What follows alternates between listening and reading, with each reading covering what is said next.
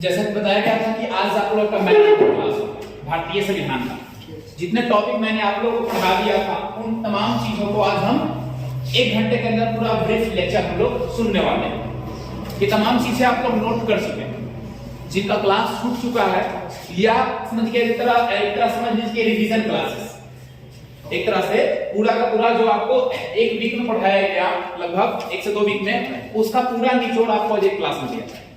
तो सबसे पहले हम लोग चर्चा करते हैं संविधान आखिर है क्या। संविधान है कानून की पुस्तक। संविधान का अर्थ होता है संविधान, यानी सभी लोगों के लिए समान विधान, समान नियम, समान कानून, उसे कहा गया संविधान। और संविधान देखिए सबसे पहले तो अमेरिका में लागू हुआ था। भारत में अपना संविधान तो 26 जनवरी 1950 को लागू हुआ, किंतु ये दुनिया का सबसे बड़ा लिखित संविधान है। जो भारत का संविधान है वो दुनिया का सबसे बड़ा लिखित संविधान है। और इनमें क्या क्या चीजें वर्णित है, कौन कौन से प्रोविजन दिए गए हैं, क्या क्या प्रावधान है, इन तमाम चीजों के बारे में कुछ महत्वपूर्ण चर्चाएं हम लोग आज क्लास में करने वाले हैं। तो सबसे पहले आपका लिखा गया है कि संविधान अंगीकृत किया गया। अंगीकृत का मतलब होता है बनकर तैयार होना। संविधान कोई रातों रात नहीं बना, बनाने में काफी समय लगा और करीबन 60 देशों का संविधान एनालिसिस करने के बाद, अध्ययन करने के बाद संविधान को लिखा गया। और संविधान को पूर्ण रूप से लिखने का जो डेट था, पूर्ण रूप से लिखकर तैयार किया गया, उसे कहा गया अंगीकृत, जो 26 नवंबर 1949 को हुआ। किंतु हमारा संविधान लागू हुआ 26 जनवरी 1950, क्योंकि 26 जनवरी को पहले बार 1930 में स्वाधीनता के रूप में मनाया गया। लोगों ने ऐसा माना कि हम पूर्ण रूप से स्वाधीन हो गए, पूर्ण रूप से स्वतंत्र हो गए और आज हम ये घोषणा करते हैं। वो डेट था 26 जनवरी 1930। वही 26 जनवरी डिक्शनरी में ऐड कर लिया गया और उसी दिन हमारा संविधान 1950 ईस्वी में लागू हुआ।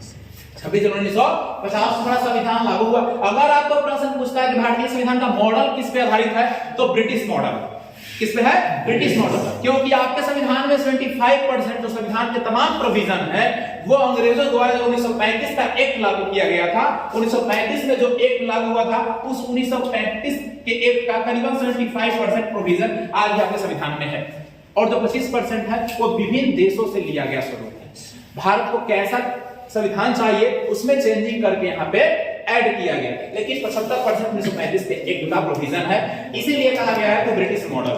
संविधान को लिखने में, तमाम चीजों को पूरा करने में लगभग 2 वर्ष 11 महीना 18 दिन का समय लगा। और जब संविधान हमारा बनकर तैयार हुआ तो इस रूप में तैयार हुआ, उसको पढ़ने के लिए, उसको जानने के लिए, उसकी व्याख्या करने के लिए 3 रूपों में उसको बांटा गया। पहला था उसका भाग, दूसरा था उसकी अनुसूचियां और तीसरा था उसका अनुच्छेद। यानी जब संविधान निर्माण हुआ उस संविधान को कहा गया मूल संविधान। क्या कहा गया? मूल। यानी जो उसकी रूपरेखा ओरिजिनल थी जबकि संविधान बना था, उस संविधान को मूल संविधान कहा गया। मूल संविधान में भाग की संख्या 22 थी और आज वर्तमान में भी 22 है। किंतु जब संविधान बना था उस समय अनुसूचियों की संख्या 8 थी और वर्तमान में 12 है। तमाम अनुसूचियों के बारे में हमने आप लोगों की व्याख्या की है और सभी के बारे में मैंने आपको लिखवाया भी है कि पहली अनुसूची में क्या है, दूसरी में क्या है और 12वीं में क्या है। तमाम चीजें आपको लिखवाई गई है। अनुच्छेद 395 अभी वर्तमान समय में ये 450 से 452 है।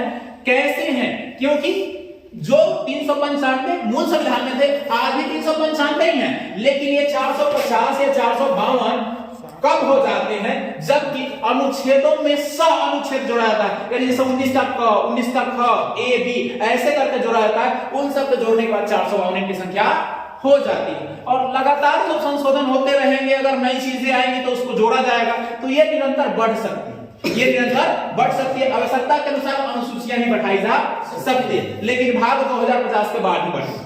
100 साल के बाद ही 2050 के बाद भाग की संख्या अगर लगा ऐसा संसद को, संसद मतलब लोकसभा, राज्यसभा और राष्ट्रपति को, यहाँ ये प्रोविजन जोड़ना चाहिए और भाग को बढ़ाना चाहिए, तो बढ़ा सकते हैं और बढ़ा सकती है, राइट है।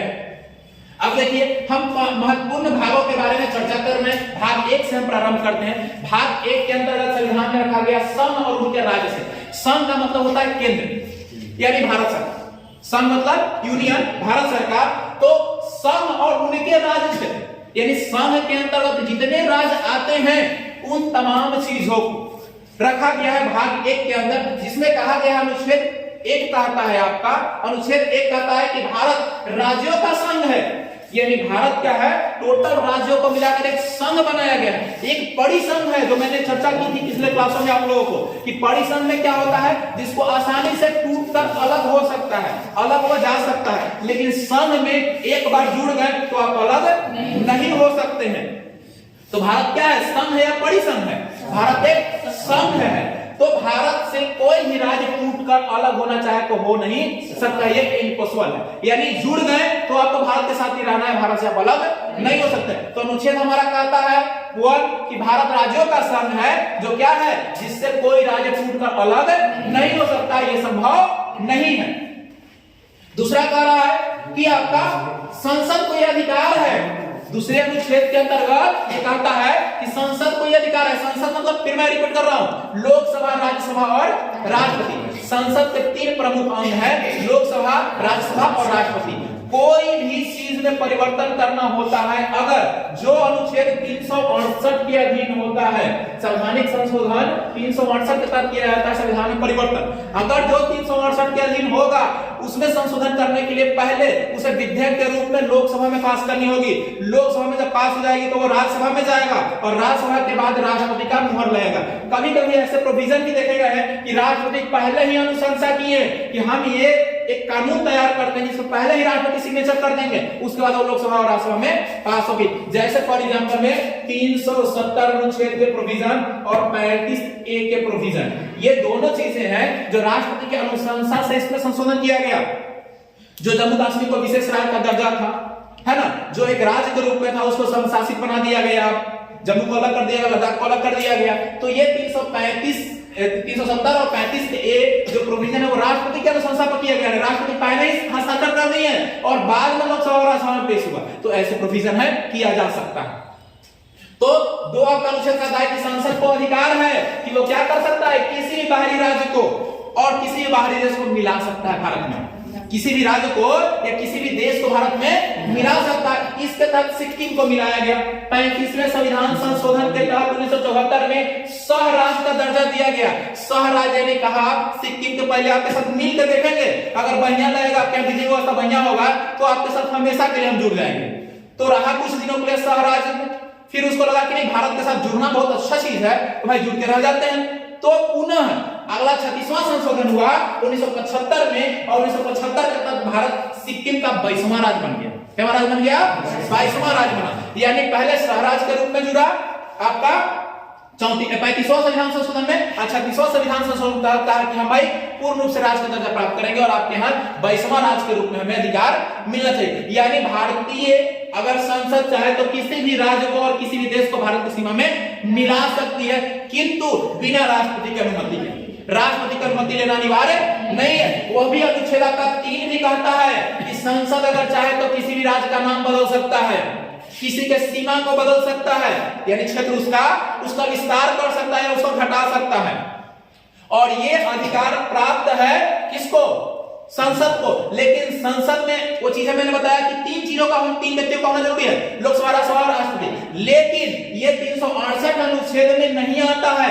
अनुच्छेद आपका 2 और 3 368 में नहीं आता, इसलिए राष्ट्रपति का मुहर होना जरूरी नहीं है, हस्ताक्षर होना जरूरी नहीं है। इसी संशोधन के तहत आपको एमपी से छत्तीसगढ़ को अलग किया गया 1 नवंबर 2000 ईस्वी को, यूपी से उत्तराखंड को किया गया 9 नवंबर 2000 को, और बिहार से झारखंड को 15 नवंबर 2000 को, और आपका आंध्र प्रदेश से तेलंगाना को 2014 में अलग किया गया।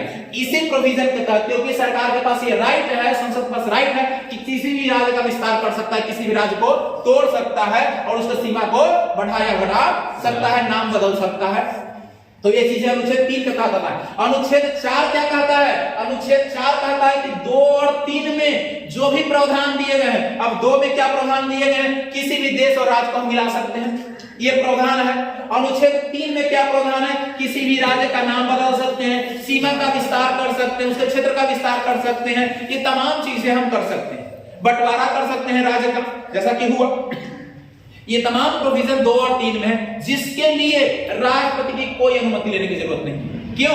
क्योंकि अनुच्छेद 2 और 3 में जो चीजें वर्णित है उसको 368 अनुच्छेद से बाहर रखा गया, क्योंकि 368 अनुच्छेद के अंतर्गत जो भी चीजें आएंगी उसमें राष्ट्रपति का हस्ताक्षर होना या अनुमति लेना अनिवार्य है, जबकि 368 से बाहर का है, इसलिए उसमें राष्ट्रपति का हस्ताक्षर या उसमें अनुमति लेना जरूरी नहीं है। तो आपका 4 में से तक। अब देखिए यहाँ कुछ कुछ राज्यों को मिलाया गया, विलय किया गया आजादी के बाद। आजादी के बाद आपका सबसे पहले हैदराबाद से पहले आपको मिलाया गया जूनागढ़ को, जूनागढ़ से पहले आपको जम्मू कश्मीर को, यानी 9 नवंबर को मिलाया गया जूनागढ़ को भारत में विलय पत्र द्वारा विलय किया गया, जनमत संग्रह के द्वारा। जनमत यानी वोटिंग करवाया गया, वोटिंग करवा के और हैदराबाद इसको जूनागढ़ को कहां मिला दिया गया? भारत में मिला दिया गया। वैसे ही आपका 26 अक्टूबर 1947 को जम्मू कश्मीर को मिलाया गया भारत में। जो वहां के राजा हरि सिंह थे उनसे क्या करवाया गया? विलय पत्र हस्ताक्षर करवाया गया और विलय पत्र के बाद भारत का अंग बन गया जम्मू और कश्मीर। पहले जम्मू और कश्मीर एक अलग मुल्क का डिमांड किया था, लेकिन उस समय ही 370 और 35 के ए अनुच्छेद विशेष प्रावधान के तहत जम्मू कश्मीर को दिया गया कि भारतीय संविधान का सभी कानून में लागू नहीं होगा और उस राज्य के लिए अलग झंडा होगा। लेकिन अभी नहीं, अब ये 370 नहीं रहा, 35 से रहा। अब वो भारत का ही खंड है और खंड ही नहीं बल्कि भारत का अभिन्न अंग बन गया, वो भी संघ शासित राज्य के रूप में, वो भी संघ शासित राज्य के रूप में। फिर आपका 17 सितंबर 1947 को हैदराबाद को विलय करवाया गया ऑपरेशन पोलो के तहत। ऑपरेशन पोलो में क्या था? वहां पे हुई थी आर्मी कार्रवाई, लेकिन उसको नाम दिया गया इंटरनेशनल इशू ना बने, इसलिए नाम दिया गया पुलिस कार्रवाई। कि पुलिस कार्रवाई के तहत यहाँ पे लोगों को क्या किया गया? भाई भारत में मिलाने के लिए जबरन कार्रवाई की। उपद्रवी हो गए थे, उसको शांत करने के लिए पुलिस कार्रवाई किया गया, लेकिन हुआ क्या था? वो मिलिट्री कार्रवाई। क्योंकि कभी भी एक राज्य के अंदर जो विवाद उत्पन्न होता है तो पहले राज्य की पुलिस उससे निपटती है। अब देखिए रैपिड फोर्स भी बन गया राज्य के अंदर, देखे होंगे आप लोग, पूरा जाली उली लगा रहता है सब, है ना। उसका काम है दंगा को रोकना। उससे नहीं होगा तो अर्धसैनिक बल आएगा, इससे नहीं होगा तो आर्मी आएगा, आर्मी से नहीं होगा तो एमएसजी आएगा, स्पेशल टास्क फोर्स आएगा आपका, है ना। यानी किसी न किसी तरीके से स्टेप बाय स्टेप उसको शांत करना है। वैसे इसमें आर्मी कार्रवाई की गई थी, ना कि पुलिस कार्रवाई थी, लेकिन इतिहास में ये कर दिया गया कि ऑपरेशन पोलो क्या था? पुलिस कार्रवाई थी, क्योंकि इंटरनेशनल इशू बन जाएगा। कुछ कमेटियां गठन हुआ भारत के आजादी के बाद कि भाई भारत को कैसे अलग अलग राज्यों में, पहले ABCD करके कैटेगरी राज्य था, है ना, तो उसको राज्य का दर्जा कैसे प्राप्त किया गया? तो लोगों ने कहा कि भाई इसको भाषा के आधार पर दिया जाए, कि जो जहां हिंदी बोलने वाले हैं तो हिंदी भाषी हो जाएंगे और जो तमिल बोलने वाले तमिल भाषी हो जाएंगे। तो सबसे पहले एसके धर कमेटी आया, जिसकी अनुशंसा हुई कि भाषा के आधार पर राज्यों का गठन किया जाए, लेकिन इसको नामंजूर किया गया। फिर उसके बाद आपका दूसरा कमेटी आया JVL committee, JBP committee, sorry L नहीं, जेबीपी कमेटी है, जिसको भी अनुशंसा पर ठुकरा दिया गया कि भाई भाषा के आधार पर संभव नहीं है, क्योंकि बिहारों में हिंदी चलता हो, नहीं यूपी में हिंदी चलता है, झारखंडों में कुछ हिंदी चलता है, एमपीओ में हिंदी चलता है, बड़ा मुश्किल हो जाएगा। तो इस आधार पर उसको ठुकरा दिया गया, लेकिन बहुत ज्यादा बवाल हो गया। बवाल होने की वजह से कहा गया कोई तो निर्णय लेना पड़ेगा। तो एक रिटायर्ड जज थे सुप्रीम कोर्ट के, जिनका नाम था आपका फजल अली को बुलाया गया और उनको कहा गया भाई कि कैसे इसका समाधान किया जाए। 1953 में उनको ये चीज काम सौंपा गया कि भाई कैसे भारत को अलग अलग राज्यों में हम लोग बांटे। वो कहेंगे हमको 3 साल का समय दीजिए, हम सर्वेक्षण करते हैं। सर्वेक्षण के बाद उन्होंने 1956 में अपना रिपोर्ट पेश किया और बोला कि भाषा के आधार पर ही राज्यों का गठन संभव है, भाषा के आधार पर ही राज्यों का गठन संभव है। और उन्हीं के अनुशंसा पर फजल अली आयोग का गठन किया गया और 7वीं संविधान संशोधन 1956 में क्या किया गया? एक संशोधन किया गया। तो कोई भी नियम बनाने के लिए संशोधन करना अनिवार्य है। ऐसे नहीं बस बोल दी जुबान से हो गया नियम, नहीं, उसको आपको संविधान में जगह देना है ना। तो संविधान में जगह देने के लिए 7वां संविधान संशोधन किया गया 1956 में, और इसी आधार पर राज्यों का पुनः गठन किया गया भाषा के आधार पर। किसके आधार पर? भाषा के आधार पर। और उस समय 14 राज्य और 7 केंद्र शासित बनाए, 7 केंद्र शासित राज्य और आपके 14 राज्य बनाए, सॉरी 6 था, 7 नहीं, 6 केंद्र शासित राज्य।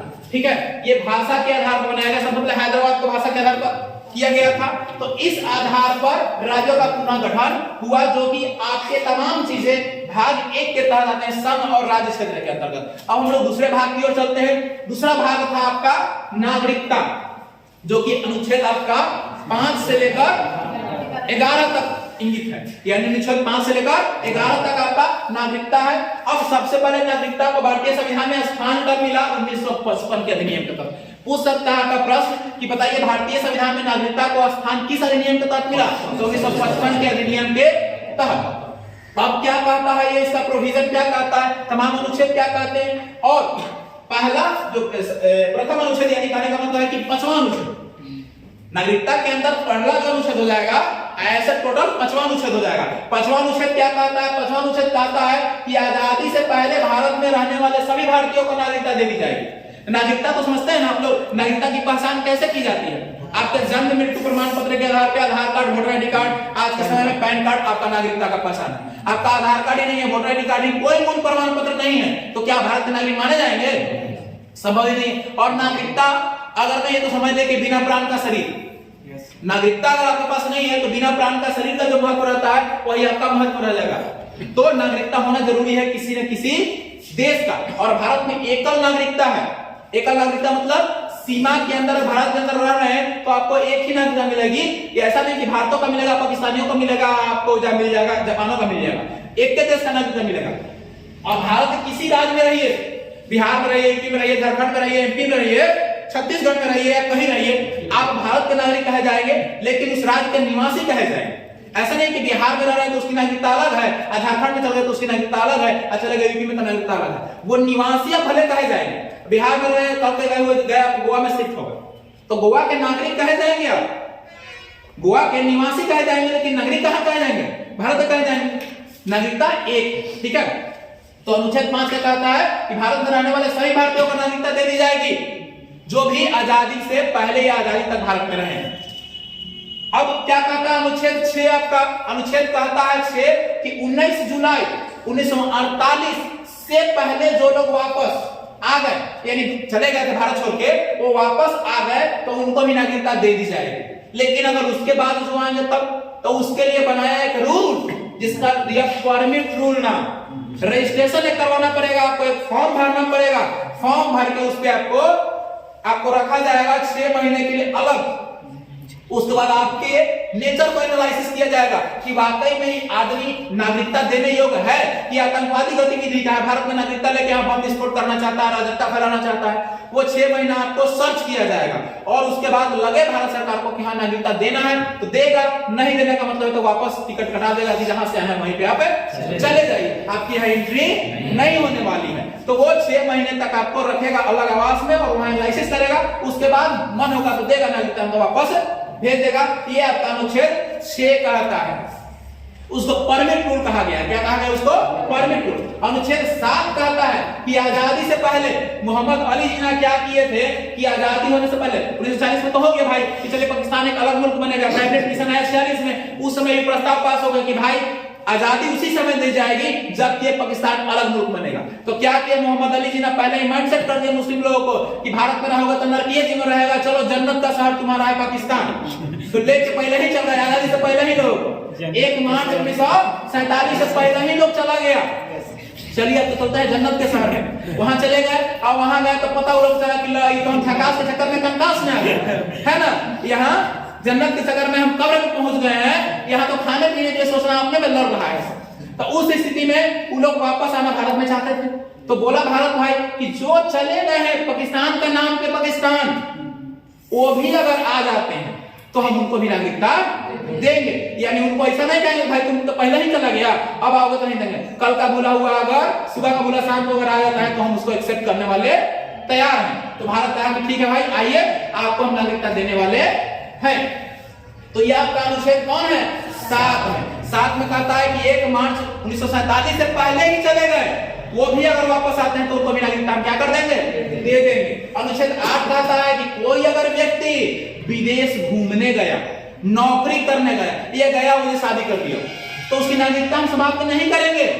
यानी घूमने के पर्पस से गया और या फिर नौकरी करने के पर्पस से गया या वहीं शादी कर लिया तो उसकी नागरिकता हम समाप्त करने वाले नहीं है। अब अनुच्छेद 9 क्या कहता है? विदेश की नागरिकता ले लिया तो नागरिकता समाप्त कर। अब मान लिया घूमने गए, नौकरी करने गए, वहीं विवाह कर लिया, वहीं सेटल हो गए, वहां का नागरिकता ले ली तो ले लिया तो नागरिकता छोड़ दीजिए, खत्म हो गया। यानी कहीं का नागरिकता प्राप्त किए हैं तो यहाँ का नागरिकता खत्म हो जाएगी। अगर आप गए 2-4-5 साल रह गए, नौकरी कर लिए, शादी विवाह कर लिए, वापस भारत आते हैं तो अपनी नागरिकता समाप्त नहीं होगी। अब यहाँ प्रश्न उठता है कि तो भाई जब मान ली विदेश में शादी कर लिया कोई, उसके जो बच्चे होंगे उसको नागरिकता किस देश की रहेगी? तो नागरिकता देने की उम्र सीमा 18 साल निर्धारित है। नागरिकता आप भारत के नागरिक कब माने जाएगा? जबकि आपकी उम्र सीमा 18 साल हो जाती है, क्योंकि हमारे यहाँ वोटिंग देने का अधिकार कैसा का होता है? 18 साल का होता है। परिपक्वता वयस्कता की उम्र 18 साल होती है। तो अगर आपकी आयु सीमा 18 साल होती है तो आपके पास चॉइस रहेगा, फिलिंग द ब्लैंक रहेगा आपको, कि आपको चुनना है कि आपका मम्मी वाला नागरिकता चाहिए कि पापा वाला चाहिए। यानी मान लीजिए मम्मी आपकी इंडिया के हैं या पापा इंडिया के हैं, अब मम्मी विदेश की हो गई है ना, तो अब आप चॉइस कीजिए कि आपको उस देश की नागरिकता चाहिए या इंडिया की चाहिए।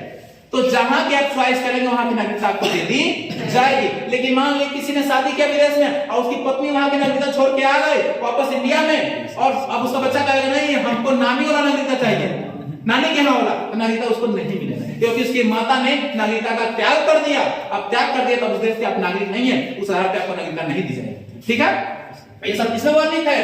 आपका अनुच्छेद 9 में। यानी किसी भी देश की नागरिकता आप छोड़ देते हैं तो वापस आपको नागरिकता उस देश की नहीं मिलेगी। फिर अब प्रोसेस से आइए, है ना, माने नागरिकता छोड़ दिए, इंग्लैंड से चले इंडिया में, इंडिया बड़ा अच्छा देश है, आई हैरान लगे, पता चला कि ना एक सवाल इंग्लैंड में बढ़िया है, बड़ा फैसिलिटी वहां है, बड़ा करप्शन है ना, तो कहिए कि तुरंत मिल जाए, कहां से मिलेगा? उसका प्रोविजन भी है आगे।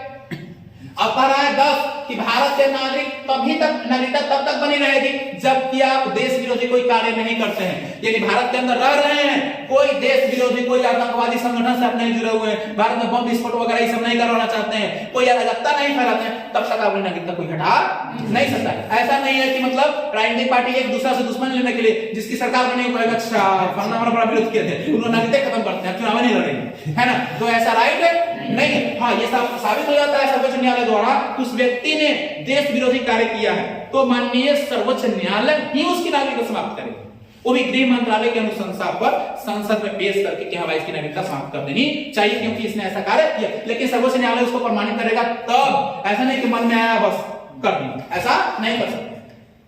अब नागरिकता का कानून कौन बनाता है? अनुच्छेद 11 में वर्णित है, तो नागरिकता का कानून संसद बनाता है। कोई कानून में प्रोविजन चाहिए चेंज करने के लिए, ऐड करने के लिए, ये कौन बनाएगा? आपका ये बनाएगा संसद। और किसकी अगुवाई में, किसकी अनुशंसा पर? गृह मंत्रालय की अनुशंसा पर। गृह मंत्रालय भारत सरकार का जो रास्ता दिखाएगा संसद को, हाँ ऐसे ऐसे होना चाहिए, ये चीजें होनी चाहिए, लोकसभा राज्यसभा में पेश करेगा, राष्ट्रपति का मोहर लगेगा, तब जाके संसद उसको क्या करेगा?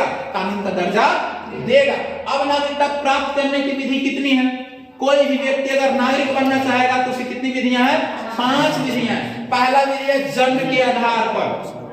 पहला क्या है? जन्म के आधार पर। जैसे हम सभी भारत के रहने वाले व्यक्ति हैं, बिहार के निवासी हैं, हम लोग का जन्म हुआ ऑटोमेटिक, हमारे पिताजी थे यहाँ के नागरिक, ऑटोमेटिक नागरिकता मिल गई। हम लोग के पुत्र पुत्री की नागरिकता ऑटोमेटिक मिल जाएगा, है ना।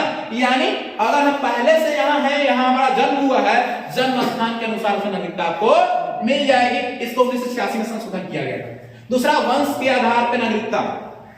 वंश के आधार पर नागरिकता यानी अगर आप भारतीय मूल के हैं तो आपको भारत की नागरिकता मिल जाएगी। अब मान लिए किसी के मम्मी जो है वो इंडिया के हैं और पापा क्या है? इंग्लैंड के, या मान लिए पाकिस्तान के, ठीक है, या इंडिया के उसके पिताजी हो गए और मम्मी कहां हो गई? पाकिस्तान की हो गई, ठीक है। अब इस बच्चा का जो इसका बच्चा उत्पन्न होगा, उस बच्चा के पास चॉइस रहेगा 18 साल होने पर कि आपको नागरिकता किस देश की चाहिए। अगर आप पापा के साथ रहना चाहते हैं तो आपको पाकिस्तान की नागरिकता, माता श्री के साथ तो इंडिया का, अगर इंडिया का पिताजी है तो इंडिया की नागरिकता आपको मिलेगी, पिताश्री के चॉइस पर करते हैं तो, माताश्री की चॉइस पर जाते हैं तो आपको पाकिस्तान की नागरिकता मिलेगी। यानी ये आपका चॉइस है वंश के आधार पर। तीसरा, पंजीकरण, रजिस्ट्रेशन।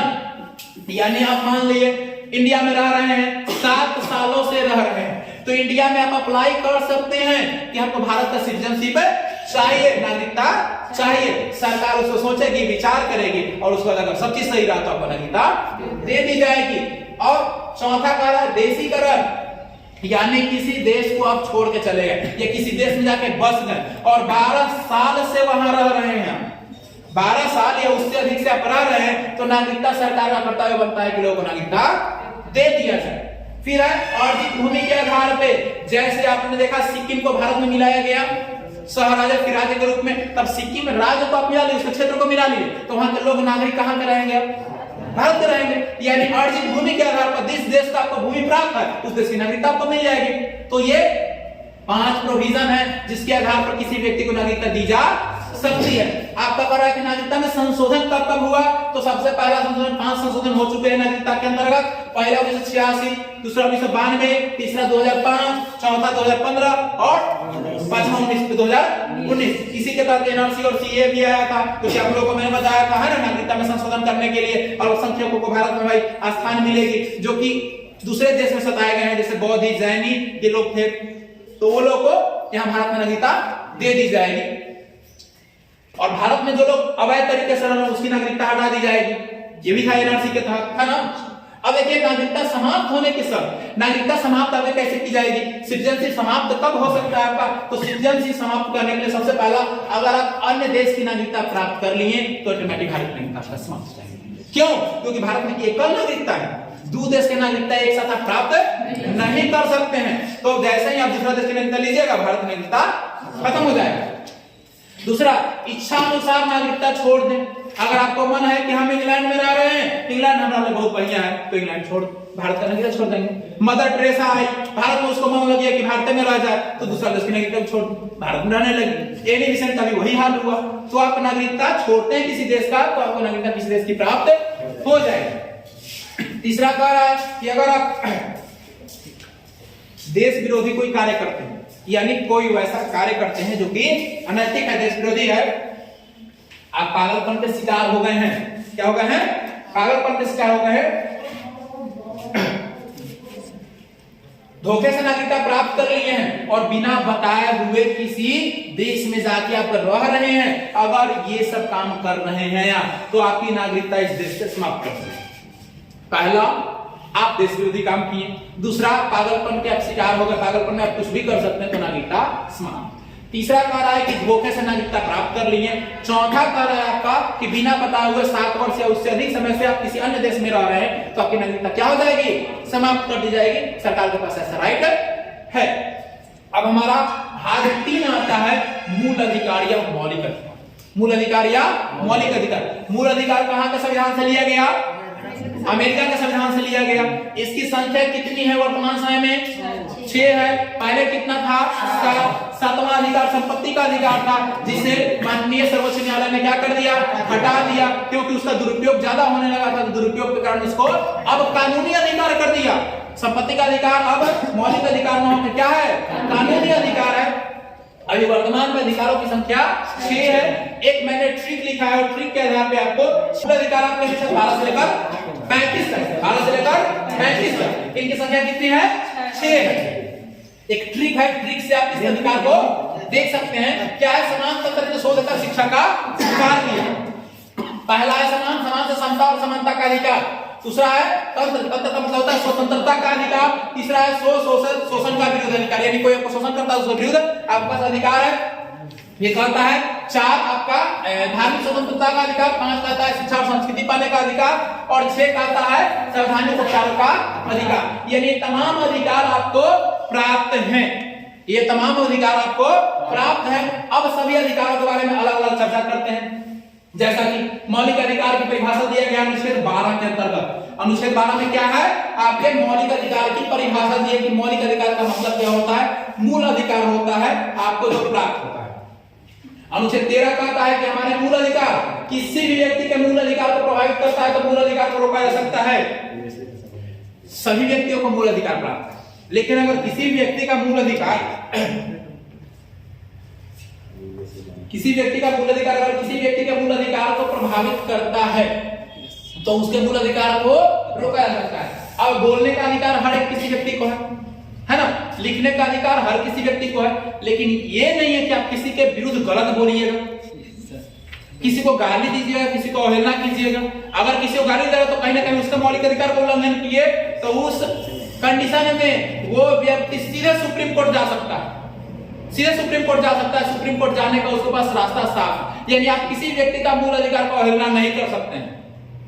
आप अपने मूल अधिकार में रहिए, कोई नहीं रोका है, लेकिन ये आपको अधिकार नहीं मिलेगा कि आप किसी और के मूल अधिकार को आपको अवहेलना कर सकते हैं। ये अनुच्छेद किसमें है, 13 में है। 14 अनुच्छेद कहता है कि समता और समानता का अधिकार, यानी भारत में पाए जाने वाले सभी नागरिक चाहे वो पीएम हो, सीएम हो, डीएम हो या आप सामान्य व्यक्ति, सभी को समान राइट मिला हुआ है। हाँ, उनको पद का अधिकार भले कुछ मिला हुआ है। अब मान लीजिए पीएम होंगे, पीएम के पद का जो पावर मिला है वो थोड़ा अलग हो सकता है, लेकिन अगर पद हटा दिया जाए तो जितना उन पे उनका जो राइट है उतना ही आपका भी राइट है।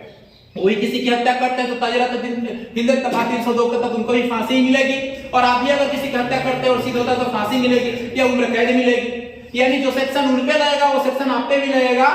सबके लिए समान अधिकार है, सभी जाति, सभी धर्म, सभी मजहब के लोगों के लिए। और ये लिया गया समता और समानता का अधिकार ब्रिटेन के संविधान से। पूछता है कि मूल अधिकारों में समता और समानता का अधिकार किस देश से लिया गया है, तो ब्रिटेन के संविधान से लिया गया है। ठीक है, ऐसे मौलिक अधिकार लिया गया अमेरिका से, लेकिन समता और समानता का कहां से लिया गया है, ब्रिटेन से लिया गया। ठीक है, अब कंफ्यूज मत हो जाइएगा कि सर तो कहे थे कि मूल अधिकार लिया गया अमेरिका से और अधिकार से अमेरिका, अमेरिका ऑप्शन नहीं है, ये बोल रहा है ब्रिटेन से। तो समता और समानता जोड़ा गया कहां से, संविधान से, ब्रिटेन से। ठीक है, फिर कह रहा है 15 जाति, धर्म, लिंग और जन्म स्थान के आधार पर किसी से भेदभाव नहीं कर सकता है कि फलना जाति के हैं या फलना धर्म के हैं या अब फलना जगह आपका जन्म स्थान है, इसके लिए आप यहाँ नहीं बैठ सकते, यहाँ नहीं पढ़ सकते, वैसे नहीं कर सकते, वैसे ऐसे किसी व्यक्ति के साथ आप नहीं कर सकते, क्योंकि संविधान के नजर में सभी जाति, सभी धर्म, सभी मजहब, सभी स्थान समान है। तो किसी व्यक्ति के साथ आप भेदभाव जातिगत तरीके से नहीं कर सकते, धार्मिक तरीके से नहीं कर सकते।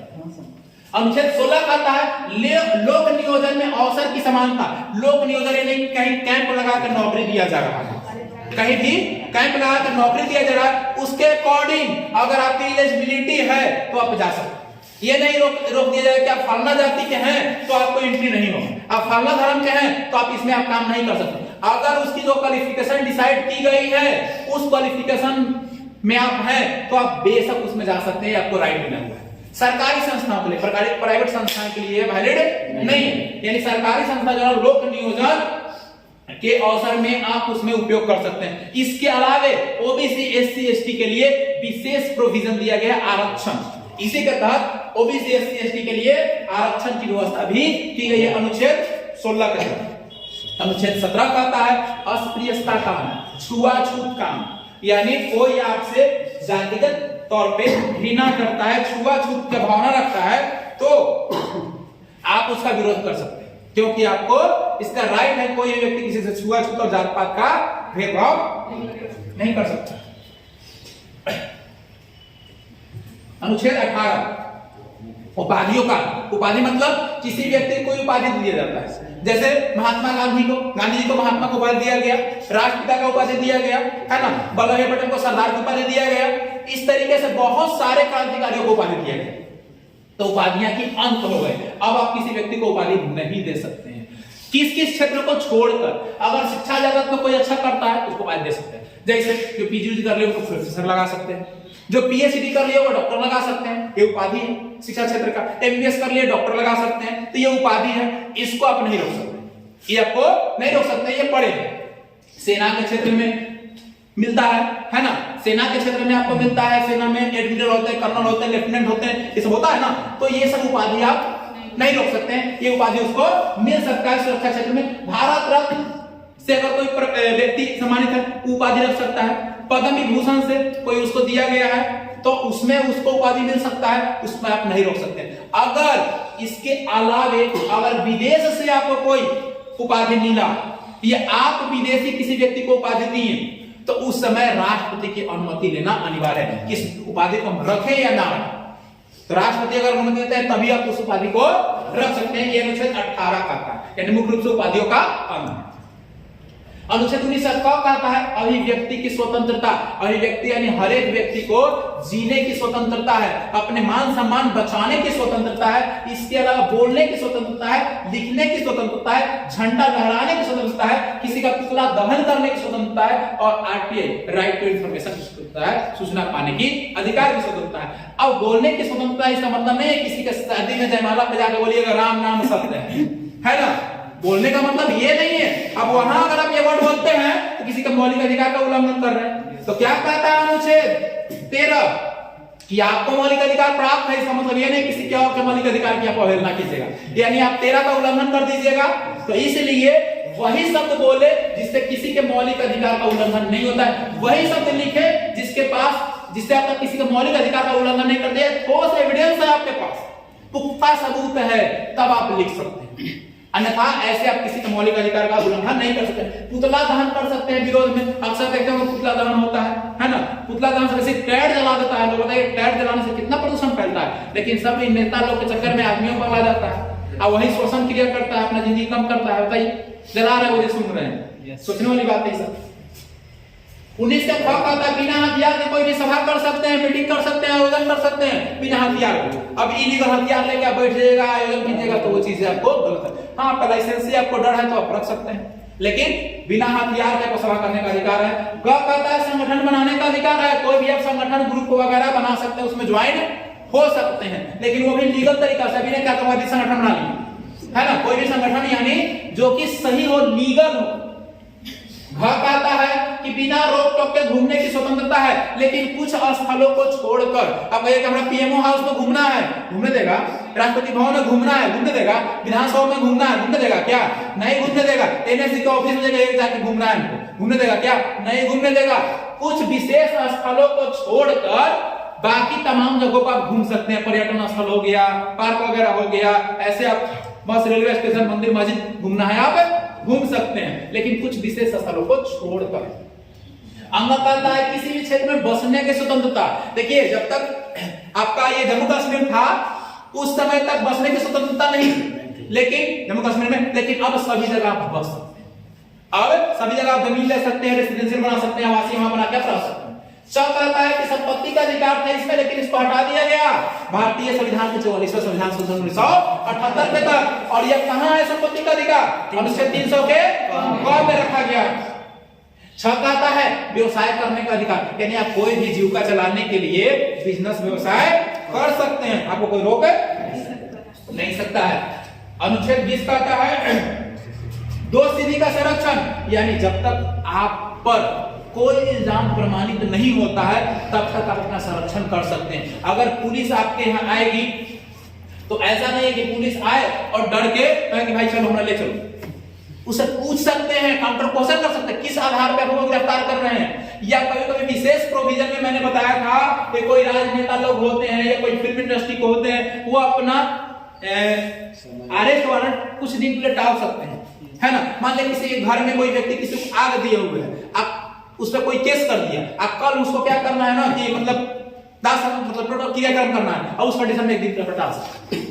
कोई बड़ा फिल्म बना हुआ और वो उसमें इन्वेस्ट किए हुए, करोड़ों इन्वेस्ट किए हुए, कल उसका रिलीज है, आज उसके ऊपर अरेस्ट वारंट आ गया तो वो टाल सकता है। कोई व्यक्ति बहुत मेडिकल सिक है, हॉस्पिटल में भर्ती है और उसको वहां जो आ गया क्या करने के लिए, अरेस्ट करने के लिए, उस कंडीशन में वो जो टाल सकता है अपना 1-2 दिन के लिए कि हम 1-2 दिन बाद आपसे अरेस्ट हो जाएंगे, हम सशरीर आपके यहाँ उपस्थित हो जाएगा। उस कंडीशन में आपके अरेस्ट वारंट को टाला जा सकता है, ठीक है। जो अनुच्छेद 20 कहता है दोष सिद्धि का संरक्षण। और जब तक इसी के तहत सर्वोच्च न्यायालय कहता है कि जब तक किसी व्यक्ति पर दोष सिद्ध न हो जाए वो अपराधी नहीं माना जाएगा, वो अपराधी नहीं माना जाएगा।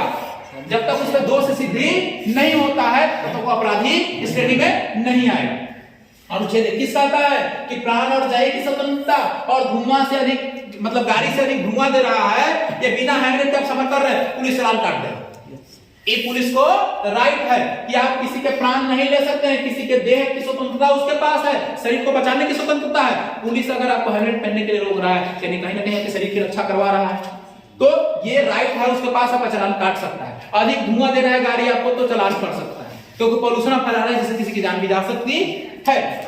अनुच्छेद 20 और 21 आपातकाल में भी नहीं रोका जा सकता है, यानी आपातकाल इमरजेंसी के सिचुएशन में भी अनुच्छेद 20 और 21 को नहीं रोक सकते हैं राष्ट्रपति, ठीक है। आपातकाल की घोषणा प्रधानमंत्री राष्ट्रपति के द्वारा किया जाता है, रोक भी नहीं सकते इनको। अब करा कि अनुच्छेद 21 का क्या कहता है? कहता है कि 6 से 14 वर्ष तक के बच्चों को निःशुल्क शिक्षा का प्रदान है, यानी 6 से 14 वर्ष तक का जो बच्चा है वो निःशुल्क शिक्षा प्राप्त करेगा। जैसे 10 तक हम लोग को पैसा नहीं लगता है पढ़ने का, फॉर्म रजिस्ट्रेशन का सिर्फ लगता है, बाकी पैसा नहीं लगता सरकारी स्कूल में। प्राइवेट में आपका नर्सरी एलकेजी क्या होता है सब में लगता है। ये संशोधन किया गया तब 86वां संविधान संशोधन 2002 में लाया गया कि निःशुल्क शिक्षा का प्रदान किया जाए, किंतु ये लागू कब हुआ? लागू हुआ 1 अप्रैल 2010 से लागू हुआ कि भाई 6 से 14 वर्ष तक के बच्चों को निःशुल्क शिक्षा देने का प्रावधान संविधान में किया जाए, ताकि गरीब से गरीब, असहाय से असहाय व्यक्ति भी अपने बच्चों को पढ़ा सकता है। इसी में अनुच्छेद 22 कहता है गिरफ्तारी का संरक्षण। गिरफ्तार अगर कोई करने आ रहा है तो उसका संरक्षण क्या है? पहला संरक्षण ये है कि आपको कारण बताना होगा, किस आधार पे आप गिरफ्तार कर रहे हैं हमको, क्या आपके पास ठोस एविडेंस है मेरे को गिरफ्तार करने के लिए, अरेस्ट वारंट है।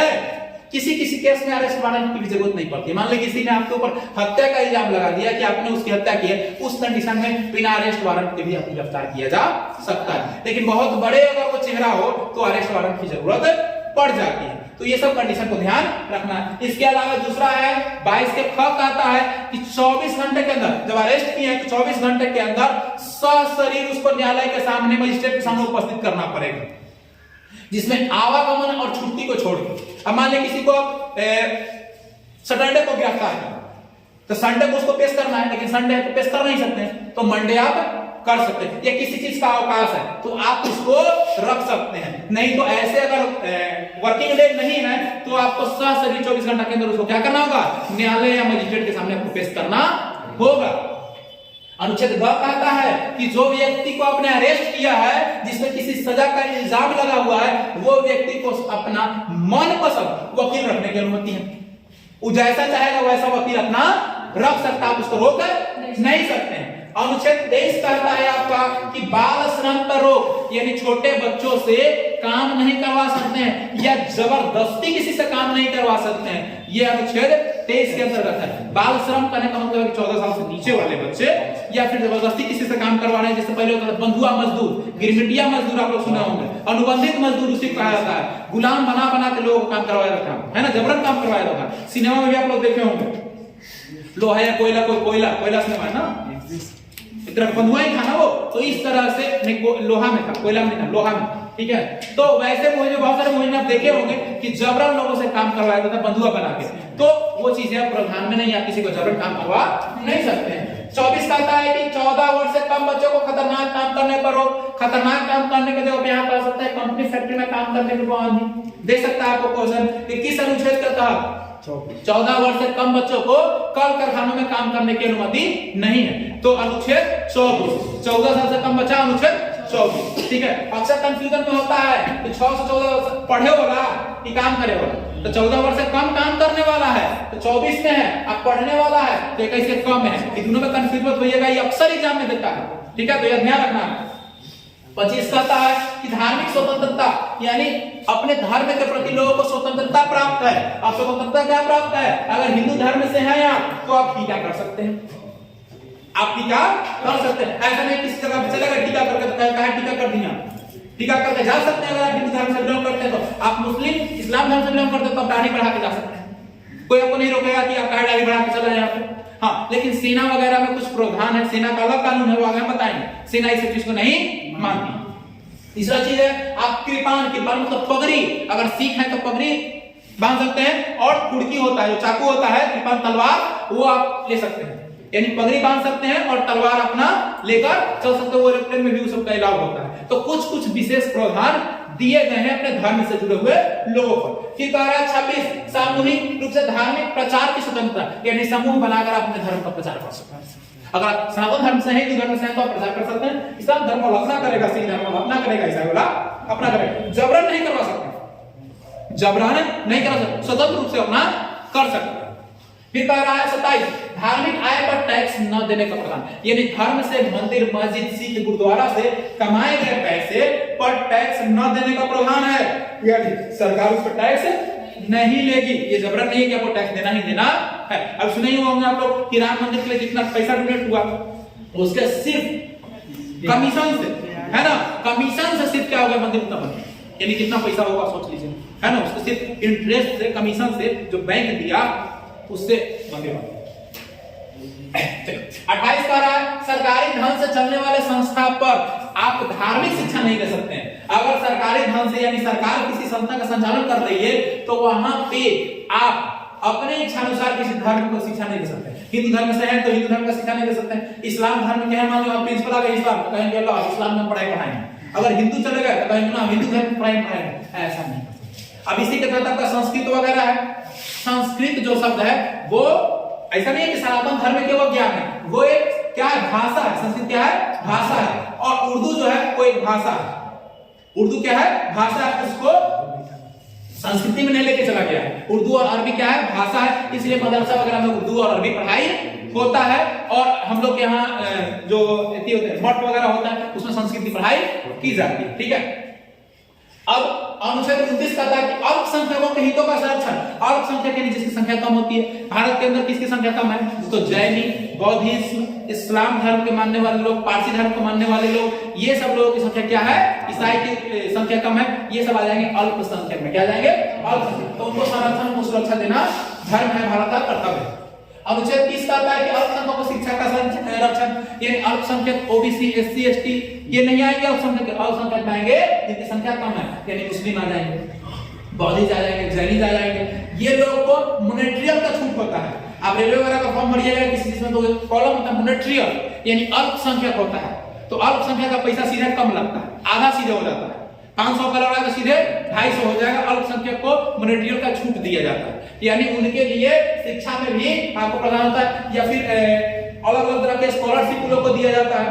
तो ये सब प्रावधान वगैरह ये। अनुच्छेद 31 कहता है कि पैतृक संपत्ति आप कानूनी अधिकार है। पहले पैतृक संपत्ति क्या था, मौलिक अधिकार था। क्या था, मौलिक अधिकार। अब क्या हो गया, कानूनी अधिकार हो गया। अनुच्छेद 32 कहता है कि संविधानों का उपचार, यानी संविधान में अगर कुछ गलती हो जाए तो संविधान उसका उपचार कर सकती है, उसमें संशोधन कर सकती है। अगर अनुच्छेद में पूछेगा कि संविधान की आत्मा किस अनुच्छेद को कहा गया, अनुच्छेद 32। अगर पूछेगा भारतीय संविधान में किस पहलू को संविधान की आत्मा कही गई, तो प्रस्तावना। तो क्या होगा, प्रस्तावना होगा। अगर अनुच्छेद पूछेगा तो 32 226 के तहत सुप्रीम कोर्ट 5 प्रकार के रिट जारी करते हैं, यानी किसी का मौलिक अधिकार का उल्लंघन कर रहे हैं, कोई संशोधन कर रहे हैं, तो 5 प्रकार के रिट यानी नोटिस आपको जारी कर सकते हैं। अब पैरा 33 अनुच्छेद है कि राष्ट्रीय सुरक्षा को देखते हुए सेना, मीडिया, संसद एवं गुप्तचरों की जो मौलिक अधिकार का पावर है वो कम कर दिया गया है। क्या कर दिया गया है, कम कर दिया गया है। तो सदुपयोग कर सकते हैं। जैसे देखिए पाकिस्तान में होता है, वहां सेना जो जाती है वो कर लेती है, क्योंकि सैन्य तंत्र है, लोकतंत्र वहां है नहीं। वहां सेना मालिक है, भले पीएम बने हुए हैं, पीएम जेल में चले जाते हैं। भारत में आज तक कोई पीएम जेल में नहीं गया है ना, और वहां जेल में चले जाता है पीएम, रात जेल में डालता है। तो वहां पे उसका दुरुपयोग हो रहा है, लेकिन यहाँ लोग का ताकत सीमित कर दिया गया है। अनुच्छेद 33 कहता है राष्ट्रीय सुरक्षा को, हाँ अनुच्छेद 33 में ही है का राष्ट्रीय सुरक्षा को देखते हुए मीडिया वगैरह के पावर को कम कर देना। आज तो मीडिया पहले बिकती है फिर बोलती है, पहले बोलती थी तब बिकती थी, आज उल्टा चल रहा है ना। फिर अनुच्छेद 34 सेना का अपना कानून का तहत है। सेना में अगर कोई गलती कर रहे हैं तो सेना का कोर्ट उस पर लागू होता है, और उसके बाद कोर्ट मार्शल दिया जाता है। पढ़े होंगे आप लोग, देखे होंगे सिनेमा में कोर्ट मार्शल हो जाता है। ठीक है, तो वो सब सेना के अकॉर्डिंग होता है। 35 तरह के मूल अधिकारों में लागू का बिंदु, यानी मूल अधिकार कैसे लागू होगा उसकी विधि अनुच्छेद 35 के तहत वर्णित की गई है। कुछ कुछ अनुच्छेद है जो भारतीय और विदेशी दोनों पर लागू होता है मौलिक अधिकार, जैसे कि अनुच्छेद 14, अनुच्छेद 20, अनुच्छेद 21, 21A, 23, 24, 25 और 28 जो भारतीय लोगों को मिलता है और विदेशी लोगों को मिलता है। लेकिन कुछ ऐसे अनुच्छेद हैं जो सिर्फ और सिर्फ भारतीय नागरिकों को प्राप्त होता है, तो विदेशी आएंगे तो उनको वो चीज है नहीं मिलेगी। वो अनुच्छेद 15 में, 16 में, 19 में, 19 और 30 में है, जो सिर्फ और सिर्फ भारतीय नागरिक को मिलते हैं। अब ये था आपका जितना हम लोग पढ़े मौलिक अधिकार के तहत था। मौलिक अधिकार का भाग 3 के अंतर्गत आता है। अब है भाग 4, जिसको हम लोग होता है नीति निर्देशक तत्व। नीति निर्देशक तत्वों के अंतर्गत आपके अनुच्छेद 36 से लेकर 51 तक है। अनुच्छेद 36 से लेकर 51 तक है। अब देखिए ये जो अनुच्छेद है इसमें नीति निर्देशक तत्व कहा जाता है, जो कि 36 से लेकर 51 तक है। ये आयरलैंड के संविधान से लिया गया है। किस देश के संविधान से? आयरलैंड के संविधान से लिया गया है। और अनुच्छेद 36 में क्या दिया गया, परिभाषा दिया गया है नीति निर्देशक तत्व का। देखिए नीति निर्देशक तत्व मौलिक अधिकार के जैसा है, किंतु मौलिक अधिकार नहीं है। मौलिक अधिकार यानी सबको प्राप्त होने वाला अधिकार। और नीति निर्देशक तत्व होता है कि राज्य सरकार या भारत सरकार की इच्छा होगी तब आपको उसका लाभ मिलेगा। कोई जबरन जबरदस्ती नहीं है कि आपको उसका लाभ मिलने वाला है। उसकी इच्छा होगी तो आपको देगा, अन्यथा नहीं देगा। तो अनुच्छेद 36 में नीति निर्देशक तत्व को परिभाषित किया गया, उसकी परिभाषा दी गई। नीति निर्देशक तत्व क्या है? 37 कहता है कि न्यायालय द्वारा लागू नहीं किया गया इसे, यानी न्यायालय द्वारा लागू नहीं है। तो लागू नहीं है तो उसमें संशोधन कहां करेगा? जब लागू ही नहीं किए, हम वो चीज को बना ही नहीं सकते तो बिगाड़ कैसे सकते हैं? राइट नहीं है मेरे पास, है ना? यानी जो चीज आपका है नहीं उसमें अधिकार कहां है आपका? वैसे ही न्यायालय इसको बना ही नहीं है तो इसको संशोधन भी नहीं कर सकती है। अनुच्छेद 38 कहता है लोक कल्याण के लिए, यानी लोगों के भलाई के लिए राशन कार्ड वगैरह बनाती है, गरीब लोगों के लिए राशन कार्ड वगैरह वृद्ध पेंशन ये सब चीजें बनाती है, तो ये लोक कल्याण के लिए बना सकती है। अनुच्छेद आपका 38 लोक कल्याण के लिए हो गया। आपका 39 कहता है कि समान काम के लिए समान वेतन की व्यवस्था, यानी अगर कोई सरकारी दफ्तर, सरकारी कार्यालय में लागू होता, प्राइवेट में नहीं। अगर मान लिया कोई टीचर बीपीएससी के थ्रू गए, अगर 1 to 5 में चाहे वो जेंट्स हो या लेडीज हो, दोनों की सैलरी क्या हो जाएगी, समान होगी, दोनों को समान प्रोविजन की व्यवस्था है, यानी समान काम के लिए समान वेतन की व्यवस्था। इसके अलावा बालकों के उचित स्वास्थ्य की व्यवस्था भी राज्य सरकार के अंदर निहित है, यानी भारत राज्य सरकार ही क्या करेगा, दोनों को आपका मतलब बच्चा लोग को जो उचित स्वास्थ्य की व्यवस्था है वो तमाम चीजें व्यवस्था करवाएगी। इसके अलावा अनुच्छेद 39 से कब आता है कि निःशुल्क शिक्षा व्यवस्था, यानी निःशुल्क शिक्षा। अब निःशुल्क शिक्षा कहां तक, 6 से लेकर 14 वर्ष तक के बच्चों को निःशुल्क शिक्षा का प्रावधान आपके अनुच्छेद 39 के क में भी है, लेकिन वहां था मौलिक अधिकार में, और यहाँ नीति तत्व ये राज्य पर निर्भर कर जाता है। इसे संशोधन करके फिर इसको कहा गया कि नहीं नेसेसरी है आपको राज्य सरकार को भाई कि आप इसमें सभी को शिक्षा दीजिएगा, चाहे वो एससी समुदाय हो, एसटी समुदाय हो, कोई भी समुदाय हो, ओबीसी हो, जनरल हो, कोई भी, सबको शिक्षा देना। अनुच्छेद 40 कहता है कि ग्राम पंचायतों का गठन, ग्राम पंचायतों के बाद आपको 3 स्तरीय राज्य बताया गया कि क्या होता है, 3 स्तरीय राज्य होता है ना, 3 स्तरीय है ना, पंचायती राज व्यवस्था लागू किया गया। सबसे पहले नागौर जिला में राजस्थान के है ना 2005 में, फिर धीरे धीरे पूरे भारत में लागू किया गया, क्योंकि विधायक और एमपी हर जगह काम नहीं करेंगे, इसलिए पंचायत में वार्ड बनाया गया, मुखिया बनाया गया, है ना, पंच सरपंच बनाया गया, जिला परिषद बनाया गया आपका। 41 कह रहा है कुछ दशा में वित्तीय सहायता, यानी कुछ ऐसी स्थिति हो जाती है किसी वर्ग के लोगों की जिनको वित्तीय सहायता दिया जाता है, जैसे विकलांग हो तो विकलांग पेंशन दिया जाता है, साइकिल वगैरह दिया जाता है, विधवा हो गई उनको विधवा पेंशन दिया जाता है, जो बुजुर्ग हो गए उनको वृद्धा पेंशन दिया जाता है, इस सब तरह का प्रोविजन वगैरह लोगों को दिया जाता है। इसके अलावा अनुच्छेद 42 कहता है कि न्याय संगत कार्य, यानी जो भी काम करना है वो न्याय संगत करना है। जैसे गर्भवती महिला को मैटरनिटी छूट मिल जाते हैं 6 मंथ के लिए, 3 मंथ डिलीवरी से पहले, 3 मंथ डिलीवरी के बाद का, जो कि अनुच्छेद 42 के अंदर वर्णित है। अनुच्छेद 43 कहता है निर्वाहन योग्य मजदूरी, ऐसा नहीं है कि अगर कोई व्यक्ति काम कर रहा है और वो काम किया पूरा दिन, आप उसको 5 रुपए 5 में उसका निर्वाहन हो सकता है, नहीं हो सकता है। तो जितनी महंगाई है, महंगाई के अकॉर्डिंग उसको निर्वाहन देना होगा। जैसे कि लोगों को सैलरी मिलती है काम के अकॉर्डिंग, वैसे निर्वाहन के अकॉर्डिंग सैलरी लोगों को देने का प्रावधान वगैरह है। इसके अलावा कहता है अनुच्छेद 43 से कब उद्योग प्रबंधन में कामगारों की भागीदारी, कोई भी उद्योग धंधा शुरू कर रहा है तो उसमें कामगार मजदूरों की अलग भागीदारी देनी पड़ेगी, तो काम वो होगा कैसे। अब मान लिया कोई काम करवा रहे हैं, मजदूर कोई आगे काम करने बोलेगा ना हम काम पर नहीं रखेंगे, क्यों नहीं रखेंगे, उसका रीजन बताइएगा ना। वो मजदूरी आप जितना मजदूरी डिसाइड कर लो उसको काम करने के तैयार है, तो वो प्रोविजन इसमें दिया गया है, लेकिन वो निर्भर करेगी राज्य सरकार उस संस्था पर, है ना, नहीं जबरदस्ती पहले काम हम करके करेंगे उसको पर निर्भर करना रखेगा, नहीं रखना है नहीं रख सकता।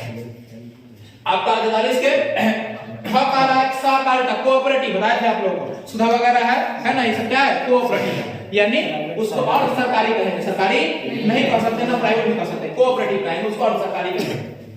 44 समान सिविल संस्था, यानी सभी के लिए समान सिविल संहिता है।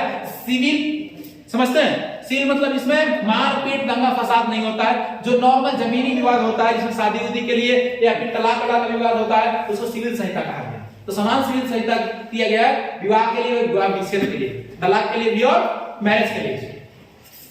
अब आता है 45 अनुच्छेद 45 कहता है कि 6 वर्ष से कम बच्चों को जो है स्वास्थ्य की सुविधा की जिम्मेदारी राज्य सरकार को है। देखते हैं मिलता है ना राशन वगैरह, तो छोटा बच्चा होता है टीका उका सब फ्री में लगता है ना, माँ को भी पोषक तत्वों के लिए मिलता है, आहार वगैरह का पैसा उसा या फिर अनाज भले खा जाता है लोग, आंगनबाड़ी वालों वाला बात है, लेकिन सरकार देता जरूर है। तो ये आपका 6 वर्ष से कम के बच्चों को स्वास्थ्य के लिए, और इसके अलावा 6 से 14 वर्ष में निःशुल्क शिक्षा का प्रावधान भी किया गया है। 6 से 14 साल तक है तो निःशुल्क शिक्षा आपको देना है।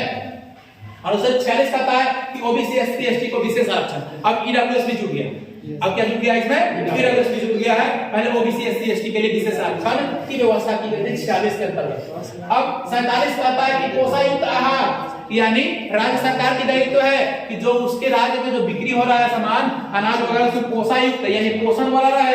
इसके अलावे नशीली चीजों का विरोध करना है, नशीली दवाई का, नशा युक्त कोई भी खाने पीने के सामान का विरोध करना, उसमें बैन लगाना, ये तमाम चीजें आपको वर्णित है 47 कहता है 48 कहता है कृषि और पशुपालन में वृद्धि करना है, यानी कृषि को बढ़ावा देना है, पशुपालन को वृद्धि करना है, और जो दुधारू पशु है उसकी हत्या आप नहीं कर सकते।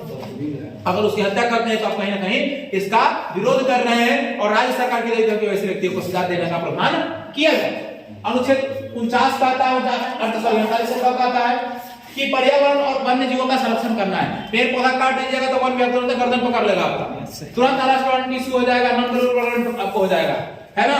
पेड़ पौधे को काटना नहीं है, ये वन्य जीव की अच्छा हत्या कर दिया उसमें दिक्कत है। काला हिरण को मारा था, है ना, सजत मारा था जी, सलमान हाँ केस चला, काफी दिन तक जेल भी गए थे, है ना। तो ऐसे जीवों की हत्या नहीं कर सकते हैं। तो वन और वन्य जीवों को आपको संरक्षण देना है। इसके अलावा अनुच्छेद 49 कहता है राष्ट्रीय स्मारकों की रक्षा करनी है। अब मान लिया गांधी जी का स्मारक बना हुआ, गांधी मैदान में जाकर आप तोड़ दीजिए, है ना। कहीं किसी भीमराव अम्बेडकर का स्मारक बना हुआ, किसी व्यक्ति का बना हुआ, आप तोड़ दीजिएगा, क्योंकि उसको आपको रक्षा करना है, ना कि उसको तोड़ना। ये राज्य सरकार की दायित्व होती है कि उसका रक्षा कैसे करवाना है, ठीक है। कार्यपालिका और न्यायपालिका को अलग अलग काम करना। 50 अनुच्छेद कहता है कार्यपालिका अपना अलग काम करेगा, न्यायपालिका अपना अलग करेगा। अगर कार्यपालिका के कामों में कहीं विरोध उत्पन्न हो रहा है तब न्यायपालिका उसमें इंटरफेयर करेगा। बताया कि आप लोगों को 3 अंग होते हैं, कार्यपालिका, विधायिका और न्यायपालिका। विधायिका क्या करती है, योजना तैयार करती है, कार्यपालिका उसकी योजना पूरा करती है, और न्यायपालिका कार्यपालिका और न्यायपालिका विधायिका दोनों का सहयोग करती है। अगर कहीं विवाद उत्पन्न होता है तो न्यायपालिका उसको पूरा करने का करती है, जिसमें हाई कोर्ट, सुप्रीम कोर्ट और डिस्ट्रिक्ट कोर्ट आ जाता है। 51 कहता है अंतरराष्ट्रीय शांति को बढ़ावा देना, इंटरनेशनल शांति को बढ़ावा देना है। और इसी के अनुसंधान में भारत भी क्या है, संयुक्त राष्ट्र संघ का अस्थायी सदस्य है, क्योंकि हमेशा वो कहता है कि अंतरराष्ट्रीय क्या होना चाहिए, शांति होना चाहिए, कोई देश एक दूसरे से लड़ना नहीं चाहिए, कोई देशों में दंगा फसाद और युद्ध की स्थिति उत्पन्न होने वाली नहीं चाहिए। तो ये तमाम चीजें थी आपके किसमें, नीति निर्धारक। अब था आपका मूल कर्तव्य, जो कि अनुच्छेद 4 के कब के अंतर्गत आता है। इसकी संख्या 11 है, लेकिन प्रारंभ में जब ये बना था तो इसकी संख्या 10 थी। अगर आपसे पूछता है कि मूल अधिकार किस संवैधानिक किस संवैधानिक संशोधन में जोड़ा गया, तो 42वां संविधान संशोधन 1976 में जोड़ा गया। किसके अनुशंसा पर जोड़ा गया, तो सरदार स्वर्ण सिंह या स्वर्ण सिंह समिति के तहत जोड़ा गया। और किस देश से लिया गया, तो रूस से लिया गया। क्या लिया गया, रूस से लिया गया आपका मूल कर्तव्य। और दोबारा इसमें संशोधन किया गया 86वां संविधान संशोधन 2002 में, और एक मूल अधिकार को और मूल कर्तव्य को जोड़ दिया गया, जिसमें अपना शिक्षा है। 6 से 14 वर्ष तक के लोगों को निःशुल्क शिक्षा का प्रावधान है। तो 11 इसके टोटल अभी कर्तव्य हो गए।